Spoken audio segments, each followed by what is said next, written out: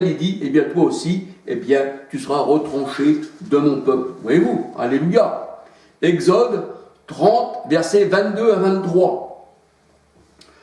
Et les deux témoins dans la parole de Dieu, les deux témoins d'Apocalypse, Apocalypse 11, versets 3, 4, 5, Apocalypse 11, versets 3, 4, 5, bien, ces deux témoins-là, déjà, premièrement, ils sont appelés témoins. Ils sont appelés aussi, tenez-vous bien, les oliviers. Alléluia. C'est pour ça que nous sommes des oliviers. Mais ils sont appelés aussi les chandeliers. Voyez-vous? Et le chandelier est porteur de lumière. Et le chandelier, pour qu'il puisse brûler, il faut qu'il y ait de l'huile. Il faut qu'il soit alimenté par le Seigneur. Et il faut que la flamme de Dieu vienne sur lui. Voyez-vous, comme à la Pentecôte, et des flammes de feu se posèrent sur chacun d'eux. Et le Seigneur, il dit, eh bien, vous êtes la lumière du monde.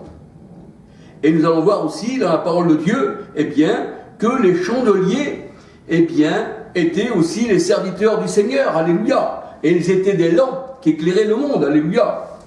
Alors là, c'est vrai que les deux chandeliers, les deux témoins, sont appelés les oliviers. Alléluia. Et cette lumière-là, eh bien, elle peut éclairer le monde. Elle peut éclairer le monde, cette lumière, parce que c'est un feu, parce que c'est Dieu qui a enflammé le chandelier, alléluia. Il a fait de ses serviteurs des flammes de feu, oui. Mais cette lumière qui éclaire le monde, elle peut aussi détruire le monde, alléluia. C'est une épée à deux tranchants aussi, alléluia. Et on peut voir ceci dans la parole du Seigneur, dans Ésaïe 10, versets 17-18. Ésaïe 10, versets 17-18. Alléluia. Et nous savons que le chandelier était alimenté par de l'huile, eh bien, de l'olivier. Le chandelier qui était dans le temple, il était alimenté par de l'huile de l'olivier, qui représentait la lumière de l'Éternel. Voyez-vous, ça représentait la lumière de l'Éternel. Exode 25, verset 6, alléluia. Exode 25, verset 6. Je vous donne encore quelques versets. Exode 35, verset 8, Exode 35, verset 8, et Lévitique 24, verset 1, 2, 3, 4. Lévitique 24, verset 1, 2, 3, 4. Alléluia. Alors c'est vrai que les oliviers, les chandeliers, eh bien, représentent les enfants de Dieu, ayant l'huile en eux-mêmes, puisqu'ils sont appelés les oliviers. Un olivier ne peut produire que de l'huile. Un olivier ne reproduira pas autre chose, eh bien, que des olives, et qui les olives reproduisent de l'huile, voyez-vous. Et ça, eh bien, le Seigneur, il dit, eh bien, que l'huile d'onction, eh bien, nous l'avons en nous-mêmes. Et l'onction, eh bien, ça représente le Saint-Esprit. Ça représente l'huile. Ça représente un feu qui est en nous, voyez-vous. Ça représente, parce que Dieu est aussi un feu dévorant, alléluia. Eh bien, ça représente l'Esprit Saint, alléluia. 2 Corinthiens 1, 21, 22. Et celui qui nous a oint, eh bien, c'est le Seigneur. Et la parole de Dieu, elle dit, et son onction nous enseigne toutes choses, c'est-à-dire son huile. Alléluia. 1 Jean 2, 20, 27. 1 Jean 2, 20, 27. 1 Jean 2, 20, 27. Et la parole de Dieu nous dit, eh bien, que nous sommes la lumière du monde, et qu'une lumière ne peut être cachée. Vous êtes une lampe, vous êtes la lumière du monde, et une lumière ne peut être cachée. Elle doit éclairer le monde. Alléluia. Et ceci nous retrouvons dans Matthieu 5, versets 14, 15, 16. Matthieu 5, versets 14, 15, 16. La parole de Dieu, elle dit que Jean-Baptiste était une lampe. Eh oui, c'était une lampe, Jean-Baptiste. Eh oui. Et il ne faut pas oublier que Jean-Baptiste aussi était rempli du Saint-Esprit dès le sein de sa mère. Donc il ne manquait pas d'huile, Jean-Baptiste. Puisqu'il avait cette huile en lui-même. Il était un olivier. Il était un chandelier. Il était un porteur de lumière. Alléluia. Alors c'est vrai que Jean-Baptiste, rempli du Saint-Esprit dès le sein de sa mère, eh bien, il était une lampe. Alléluia. Luc 1, 15, 16, 17. Luc 1, 15, 16, 17. Alléluia. Alors c'est vrai qu'il n'était pas la lumière, Jean-Baptiste. Ben non. Moi je suis un homme, je ne suis pas la lumière. Mais je suis un chandelier, je suis un olivier, et étant un chandelier, eh bien, je ne suis pas la lumière, mais je suis un porteur de cette flamme, alléluia, alimenté par l'huile de l'Esprit Saint, alléluia. Alors c'est vrai que Jean-Baptiste n'était pas la lumière, mais une lampe, un chandelier. Il était porteur de la lumière, alléluia, et il était alimenté, eh bien, de l'Esprit du Christ, alléluia. Jean 1, versets 6 à 11, Jean 1, versets 6 à 11. Il était porteur de lumière. Et la parole de Dieu, elle dit que Christ était la véritable lumière venant dans ce monde. Et Jean-Baptiste, il dit, je suis venu manifester Christ. Alléluia. Jean 1, verset 31. Il est venu le manifester. Avec cette lumière de l'Esprit, avec cette lumière qui brillait autour de lui, alléluia.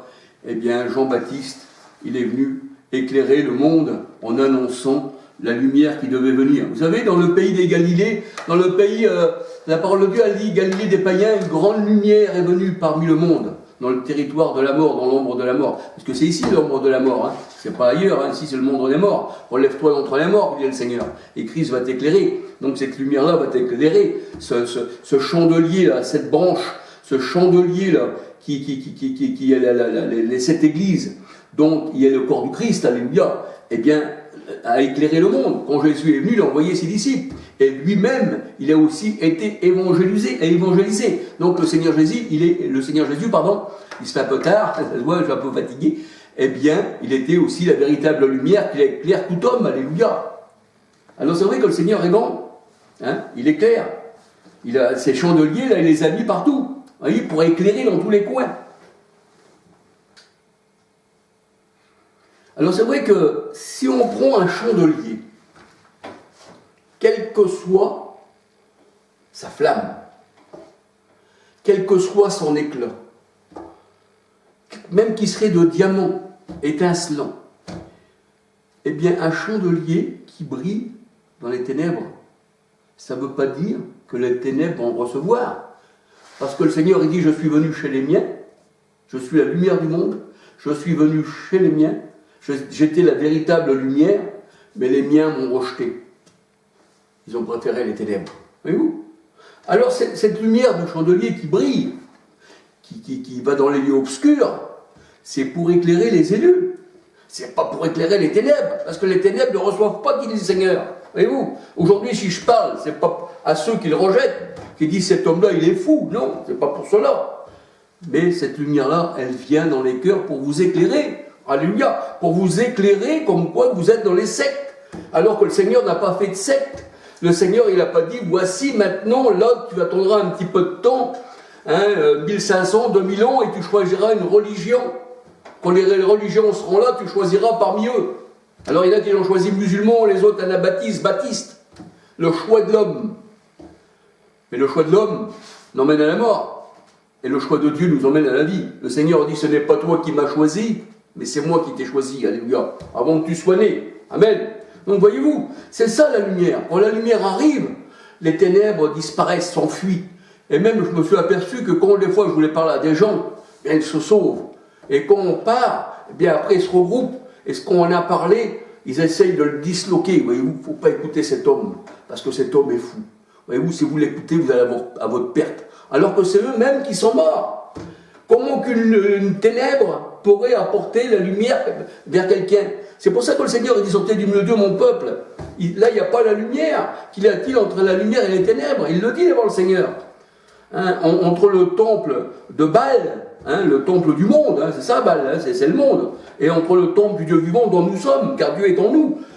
Nous savons qu'il demeure en nous par l'Esprit. Jean 4, 13. Et la parole de Dieu nous dit, 1 Corinthiens 6, 13 à 19, eh bien, celui qui s'attache au Seigneur est avec lui un seul esprit. Alléluia, un seul esprit. Nous sommes tous baptisés et abreuvés d'un seul esprit. Pas trois esprits, non, ça c'est les ténèbres. Ça c'est ceux qui n'ont pas reçu la lumière. Ça c'est ceux qui ont reçu les ténèbres du dehors, c'est-à-dire de Rome Trinité, voyez-vous. Ça c'est le saint pas de Noël. Là le Seigneur il l'a pas greffé sur son olivier naturel d'Israël. Il l'a rejeté celui-là. Et le Seigneur a dit, il n'a rien en moi, je ne veux même pas le connaître. Même pour sa pâte avec ses œufs au chocolat, et puis ces petits lapins au chocolat, le Seigneur dit, je n'ai jamais connu ça.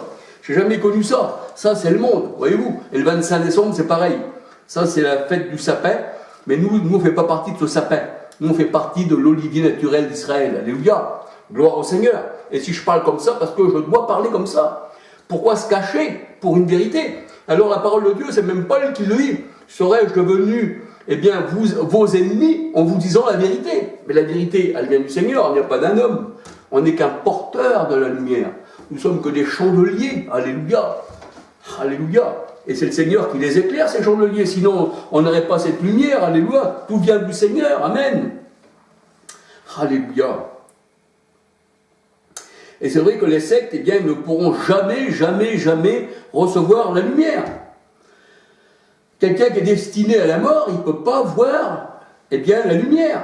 Ça ne veut pas dire que dans ces sectes, il n'y a pas quelqu'un qui écoutera, qui sera un enfant de Dieu, et puis qui reconnaîtra, et qui sera éclairé par la lumière, et qui sortira de cette secte, dans ces ténèbres.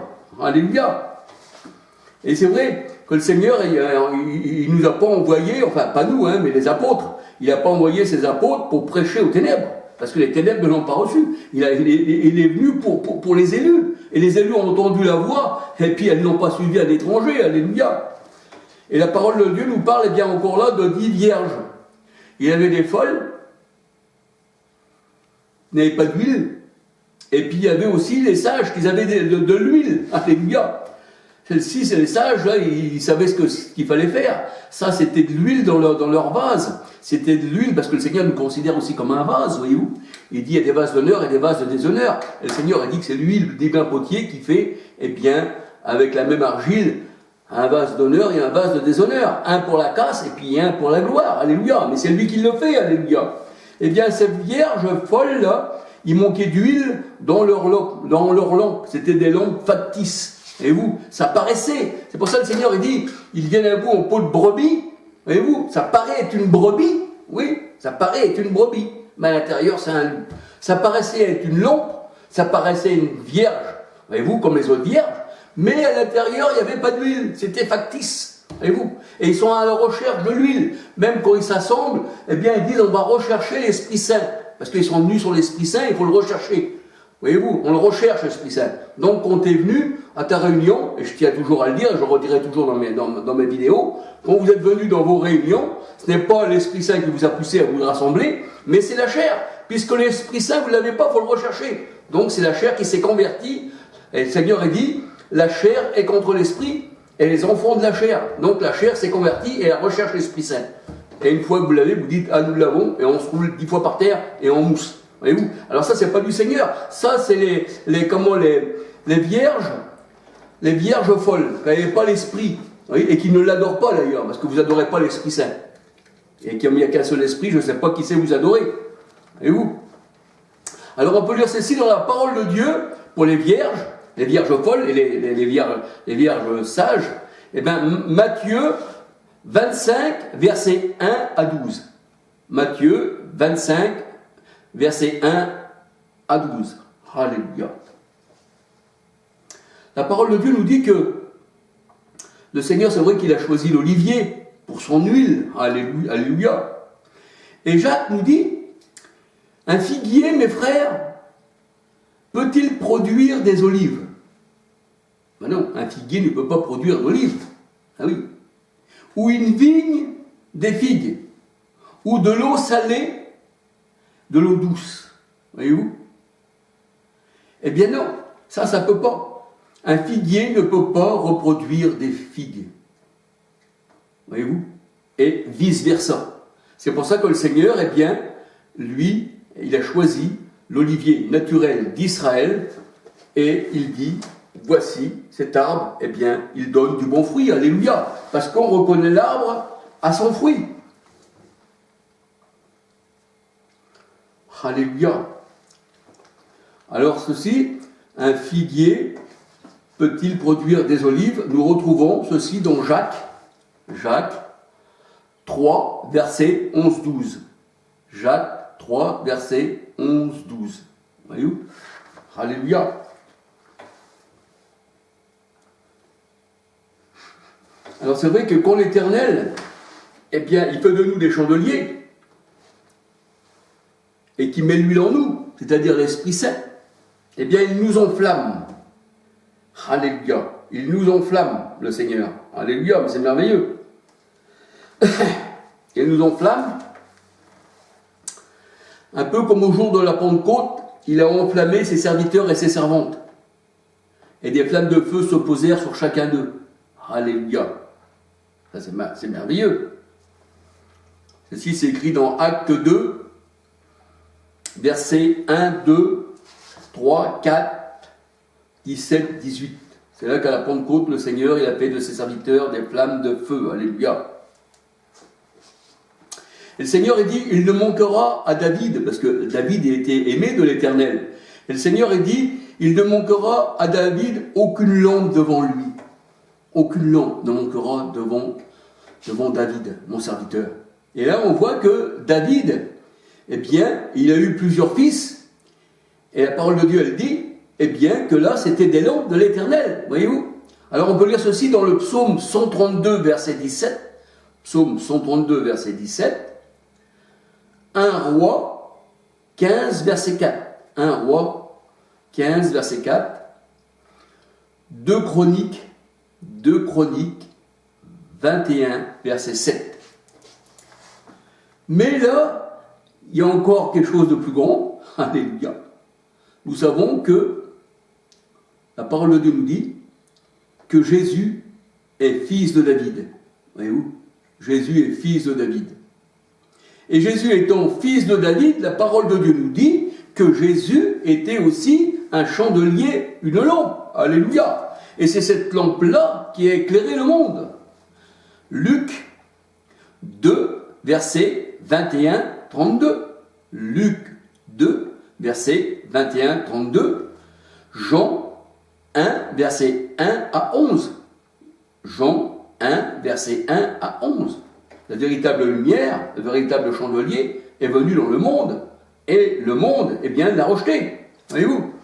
Et c'est ça, quand l'Éternel, eh bien, il fait de tes enfants, de ta postérité, eh bien, des lampes, ça veut dire que tu es béni. Ça veut dire que tu as bien enseigné tes enfants et que tes enfants ont suivi, eh bien, la parole du Seigneur et ils sont devenus des lampes de l'Éternel. Mais c'est vrai que des fois, eh bien, c'est pas parce qu'on a des fils qu'ils suivent vraiment le Seigneur. Mais des fois, là, comme dans l'Ancien Testament, eh bien, l'Éternel avait fait une promesse à David, eh bien, qu'il aurait, eh bien, une lampe devant lui. Alors c'est pour ça que dans le psaume 132, verset 17, 1 Roi 15, verset 4, et 2 Chroniques 21, verset 7, eh bien, là, on voit que c'était des lampes de l'Éternel. Alléluia, les enfants de David. Et c'est vrai que le Seigneur, il dit qu'il a fait de nous, eh bien, des flammes de feu. Il a fait de ses serviteurs des flammes de feu. Hébreux 1, verset 7. Et oui, nous sommes des chandeliers.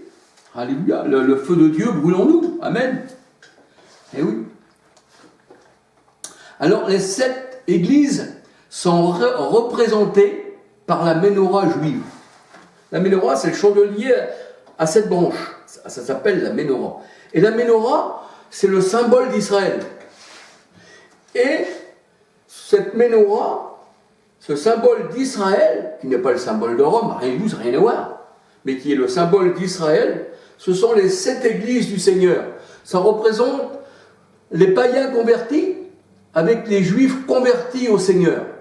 Et c'est pour ça que dans l'Apocalypse, eh bien, nous voyons que Jésus, Apocalypse 1, quand on lit tout Apocalypse 1, on voit Apocalypse 1, on lit tout, eh bien, nous voyons que Jésus, là, il se trouve au milieu des 7 chandeliers. Alléluia. Il dit, voici, eh bien, il se tenait au milieu des 7 chandeliers. Alléluia. Eh bien, les 7 chandeliers, c'est la menorah juive. Ça représente le symbole d'Israël. Alléluia. Ça veut dire que nous sommes venus israélites. Alléluia. Si on présente une menorah, eh bien, on saura que ça, c'est le symbole des 7 églises, hein, eh bien, que le Seigneur a bâti, alléluia. Je bâtirai mon église, qu'il disait à Pierre. Alléluia, je bâtirai. Et sur cette pierre, eh bien, je bâtirai mon église, alléluia. Pas sur Pierre lui-même, non, mais sur la confession de foi à Pierre, c'est-à-dire sur ta foi, Pierre, sur ce que tu as dit là. C'est là-dessus que je bâtirai mon église. Pas comme l'église catholique trinitaire qui dit que c'était Pierre le premier pape. Ah non, c'était Constantin le premier pape. Et ensuite, il y a eu tous les autres.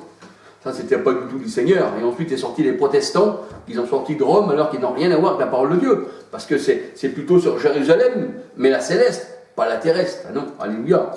Alors, nous voyons que la menorah, là, ce chandelier à 7 branches, eh bien, représente les 7 églises. Ça représente aussi, eh bien, pour la parole de Dieu, les 7 étoiles que l'Éternel, le Seigneur Jésus avait dans sa main, hein, qui étaient les 7 anges de cette église aussi, les 7 esprits de Dieu, alléluia. Parce que vous savez, les 7 esprits de Dieu, c'est pas comme si Dieu avait 7 esprits, il était lui-même cet esprit. Non, non. La parole de Dieu, elle dit que Dieu, il a créé les esprits.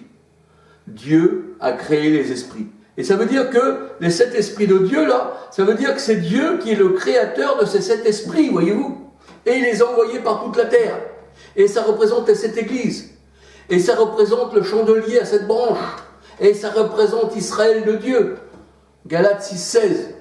Pas 1 Corinthiens 10, 18. Israël selon la chair, non. L'Israël de Dieu, la nouvelle Jérusalem.